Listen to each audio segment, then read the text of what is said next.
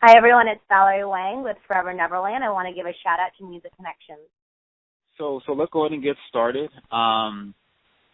Let's just start off with you telling the people who you are and what you've done in the industry thus far.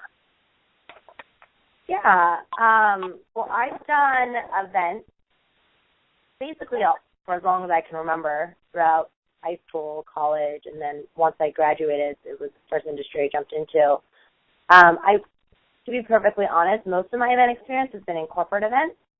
Okay. Corporate events, I've worked for Disney for a little bit, Viacom, working on all the MTV, Comedy Central, like TV events, and then also PBS. So I've done everything from nonprofit galas to award shows. I've had a chance to work on the MTV Movie Awards and the VMAs. But never so much a music festival. I've always kind of been a fan of music festivals and attended these events. And last year I decided, why not marriage kind of my two passions in life and create a new type of music festival targeted towards my peers. So that's how I entered the F&L business and how I got to where I am today. Okay, that's good. That's good. So that leads me into my next question. Tell us about the concept behind the Forever Neverland Festival and what made you come up with this specific event. The concept was really to create a music festival for the 21 and up demographic that focused on everything we love about quote-unquote playtime and being a kid. Like I mentioned, I've attended several music festivals, and I realized that while they're great and the production is spectacular, a lot of them, they skew younger in age. They skew, the 18 and up crowds. Events are 18 to 21, 18 to 24, and then the all ages crowd. I mean, you do see a lot of high school students there, which isn't, a bad thing. It's just if you're a professional adult, you probably want to hang out with your peers.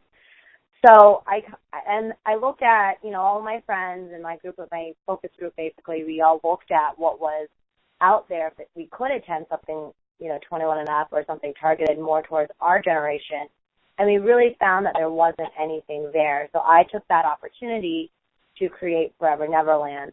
And in creating the festival, I added a lot of elements and ideas of play to really bring us back to, our favorite days at summer camp in high school or welcome week in college or spring break or whatever the case may be. We all have these experiences throughout our lives that we love and we talk about still. So this is the one chance where you can do it again. Definitely. So did you, reach out to these artists? Are these some of your favorite artists that you listen to, or how did you come up with that? How did you figure out the lineup for the event? It was kind of a hybrid of who I like listening to, who our focus group likes listening to, and then obviously we also focused on who's popular today. Right. Because I think throwing a quote-unquote throwback festival is a completely new concept, so we wanted to, again, marry that with what people know. So we have basically two different stages. One stage is more of our DJ EDM stage, and then the other stage is more of our band stage. So we have Everclear and Vertical Horizon on one stage. Right. Obviously, we remember their hits from the early 2000s. Right. And then the other stage we have A-Track, and so, some of the up-and-coming DJs, or actually they're not even up-and-coming anymore, now they're big, but Party Favor, Anti-Serum, to kind of bring the best of both worlds to a festival where you can listen to, the kind of more 90s, 2000s bands, as well as the popular DJs of today. Definitely. Sounds good. Okay. Now, because of the water shortage in California, right? There's obviously been some backlash due to putting on this event. What do you have to say to the critics that see the negatives instead of the positive? In terms of water or in terms of just in general? More on the water. I mean, because of course the festival is a positive thing. I mean, you're bringing joy to others, and you're bringing profit to the city and so forth. So, more on the water situation. Yeah, I think providing water activities is an element of play.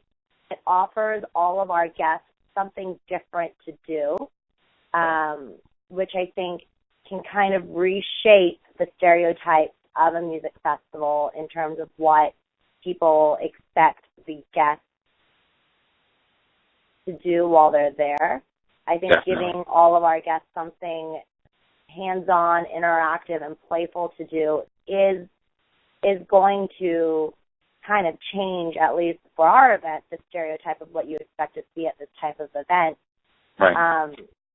We do have a few water activities, but we also have, beach volleyball and bounce castles and a lot of other things that don't necessarily involve water. Right. And when you hear water slide, it's not what you'd expect to see at, let's say, Raging Water. Right. One of those water amusement parks. It's for example, the Dropkick is our biggest water slide. It's a 200-foot water slide. And it's literally you get wet before you go down it just so you can, gain momentum going down it, but it's very little water on that. We're trucking in all of our water in potable trucks from counties that actually have a decent supply of water. And then all of the water we are dropping, or all the water we're using, we're collecting and then recycling. So we are, being socially conscious. We do know it's a hot topic, especially in the state of California and in that area.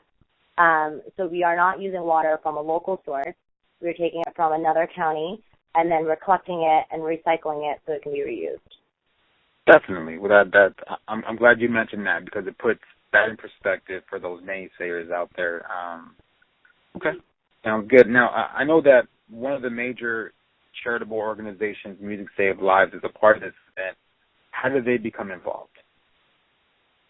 We reached out to them a few months ago to partner on this event because we loved, A, their mission statement, and B, it just seemed like such a natural partnership with us since we are so heavily based on music and a live experience.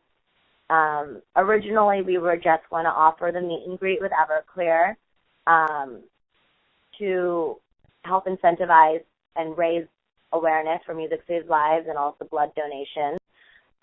But just over time, our relationship has progressed a lot, and now I almost view them as a partner at this event, where they're helping us in some key decisions like talent selection. They're really involved on site with a lot of different parts of the event and the production. So we're really excited to continue working with them next year and for all future events as well. Okay. Sounds good. Now, what other projects do you have on the horizon? Like, do you have any events set up for the holidays? No, our company was formed to produce, large music events, and we are a first-year company. We were founded, in the fall of last year. So our vision is to continue this event and then to actually bring Forever Neverland to multiple cities across the U.S. But as of 2014, this is our baby. Okay. And what made you choose Central California as opposed to like Los Angeles or one of the other bigger metropolitan areas? If you look, when we were choosing a location to host this event, we looked at a few things. We looked at the competition, and then we also looked at we looked at the competition, and then we looked at saturation of market. There's a lot of festivals in Los Angeles. There's a lot of festivals in San Francisco, Northern California. There's not as many up there, but the festivals up there are very, very big and well established and have been around for a while. So we looked at everywhere else in California, which left San Diego and the Central Coast. There really hasn't been a music festival on the Central Coast quite like what we're doing, or quite like many of the other festivals out there. And it's also exactly halfway between San Francisco and Los Angeles. I grew up in San Francisco, and I now live in LA. So part of it was for selfish reasons. Like, I wanted to find a halfway point for, everyone I knew. But really, it's a beautiful venue we chose. It's a destination city. It's centrally located, and there's nothing else like it in the area. Definitely. Okay, sounds good. Now, where can people find you online? ForeverNeverland.com.